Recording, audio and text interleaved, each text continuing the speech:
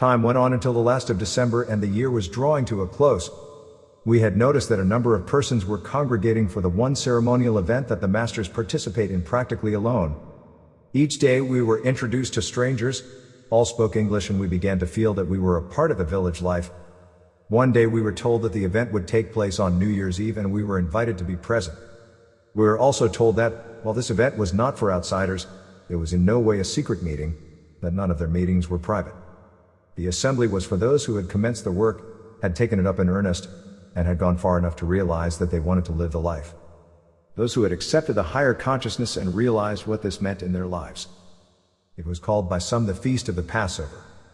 These gatherings were usually held at some stated location at this time of year, and this place had been chosen for the occasion this year. The morning of the day appointed for the assembly dawned bright and clear, with the mercury well below zero. It found us all eager, for we felt that this evening would add to the many interesting experiences of the trip. We arrived at the appointed place at 8 o'clock that evening and found about 200 assembled. The room was lighted in the same way as the one mentioned before and was very beautiful.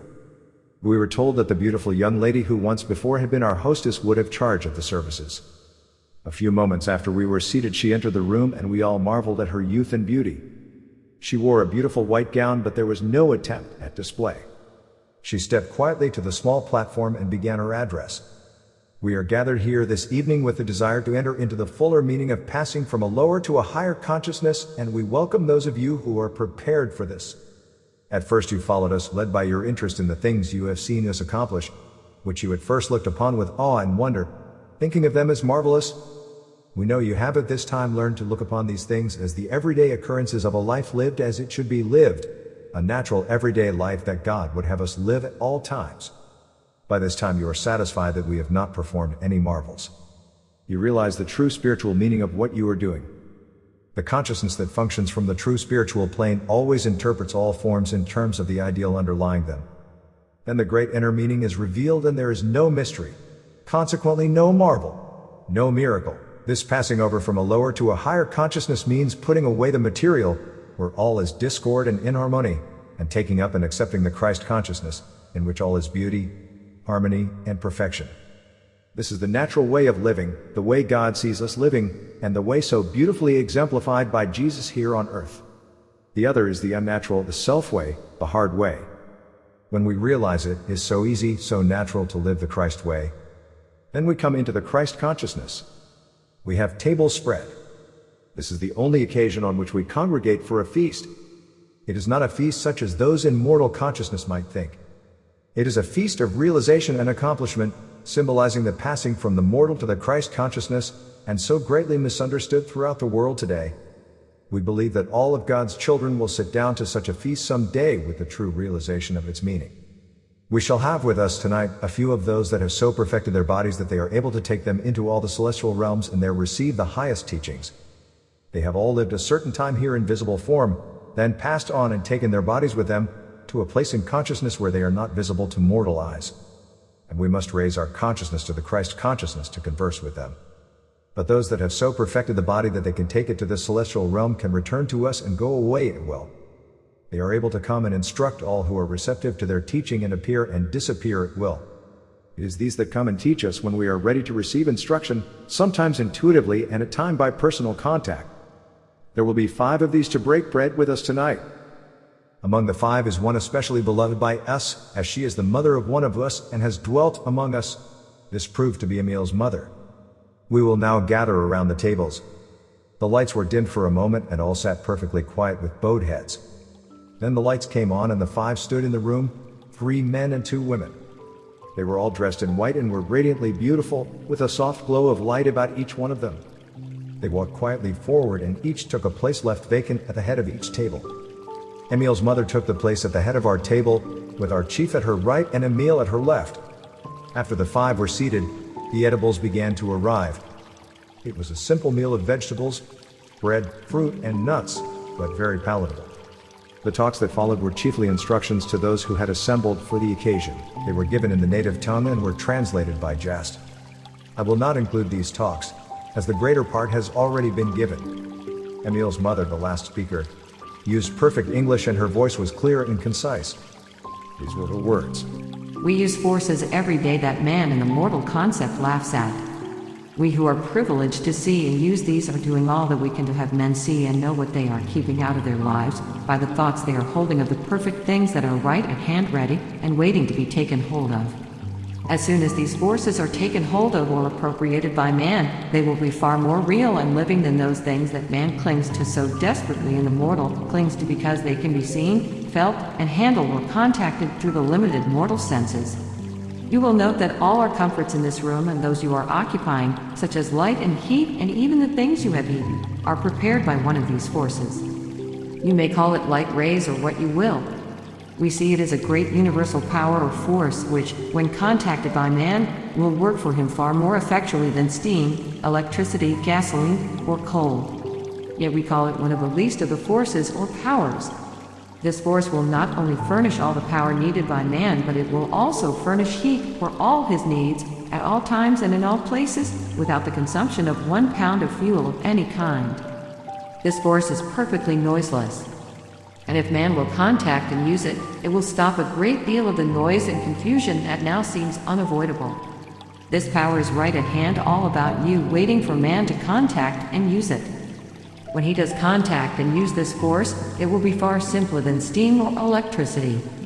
As man is able to do this, he will see that all modes of power and locomotion that he has devised are but makeshifts that he has brought forth in his own mortal concept. He has thought that he himself has brought them forth, and he has in this way brought forth only that which he could contact with the mortal senses.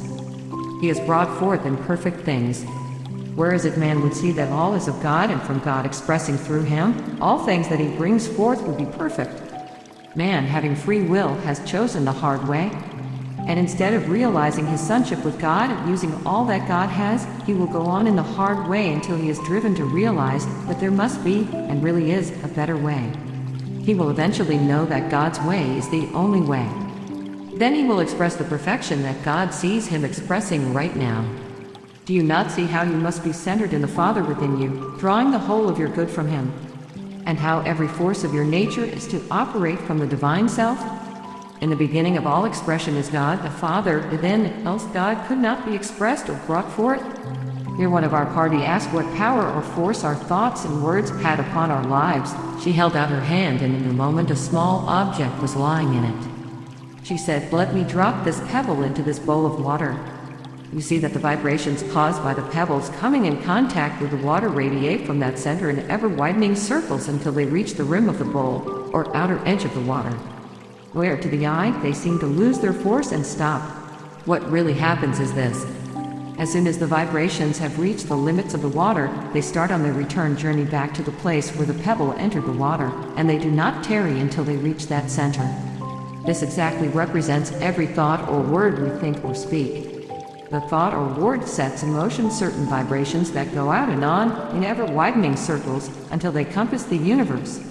Then they return as they went forth to the one that sent them out.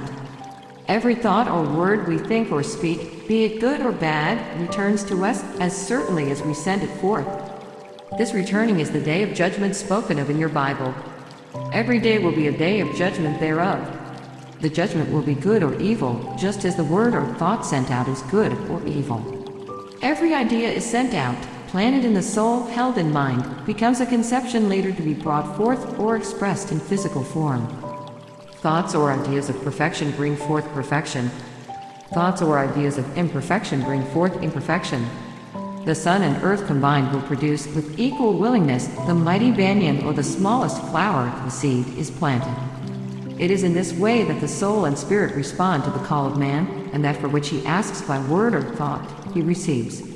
The only thing that has separated man from heaven is the mist of material thought that man has created around heaven. And this has given rise to the mysteriousness that surrounds all things divine. This veil of mystery is gradually being pulled aside, and it is found that there is no mystery. Those establishing their different church organizations have found it expedient to surround the things of God with mystery, thinking to get a closer hold upon the people. But all are now finding that the deep things of God are the real, simple things of life. If not, of what avail are they? All are perceiving that the church typifies the Christ consciousness in man, the God center of humanity. They are perceiving the ideal instead of worshiping the idol which has been built by mortal thought. Look at the vast number of heterodox organizations springing up on every hand. Though widely diversified now, they are bound to lead to the one. Has not this one thing come forth to bring the churches to the true realization? We who have so perfected our bodies that we are able to take them where we will are privileged to see and be in what is called the celestial realm. This realm is known to a great many as the seventh heaven. This realm is thought to be the very mystery of mysteries. This again is where man and mortal thought has earth. There is no mystery. We have only reached a place in consciousness where we are able to receive the highest teachings, the place where Jesus is today. It is a place in consciousness where we know that by putting off mortality, we are able to take on immortality. Where we know that man is immortal, sinless, deathless, unchangeable, eternal, just as God is and as God sees man. A place where we know the real meaning of the transfiguration, where we are able to commune with God and see Him face to face. A place where we know that all can come and receive and be as we are.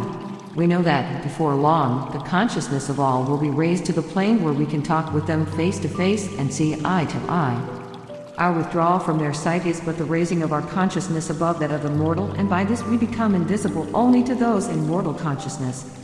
We have to look upon three events. One that happened long ago, the one that typifies to you the birth of the Christ consciousness in man, the birth of the babe Jesus. Then the one we can see coming when your great nation accepts and realizes the Christ consciousness. Then we love to turn to the third and last, the greatest of all splendors, the second and last coming of the Christ, when all know and accept the Christ within, and live and unfold in this consciousness and grow as the lilies grow. This is the atonement.